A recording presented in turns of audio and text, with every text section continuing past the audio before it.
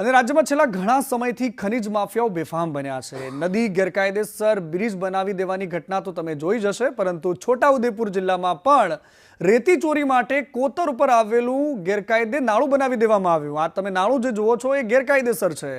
જેતપુર તાલુકાના લોઢણ ગામની સીમમાં આવેલા વાઘોઈ કોતરના ઉપરના ભાગે રેતી માફિયાઓ द्वारा કરાયેલું કારસ્તાન તમે જોઈ રહ્યા છો।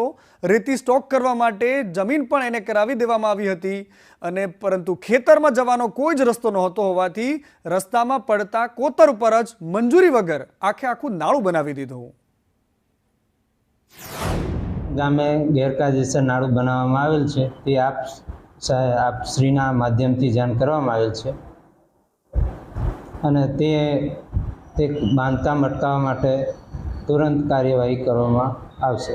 ના, તે બાબતની કોઈ અરજી કરવામાં આવેલ નહીં કે ગ્રામ પંચાયત કે તાલુકા પંચાયત કે અન્ય કોઈ વિભાગ દ્વારા મંજૂરી મેળવવામાં આવેલ નથી। લોઢણના કોતર પર જે બિનપરવાનગી સિવાય આ જે નાળું બનાવેલ છે તે અંગે અત્યારે આદરણીય કચેરીથી કોઈ પરમિશન લેવામાં આવેલ નથી, અને તેના માટે તલાટીને પણ અત્યારે જાણ કરતા એમને આજે રિપોર્ટ આપવાનું જણાવ્યું છે।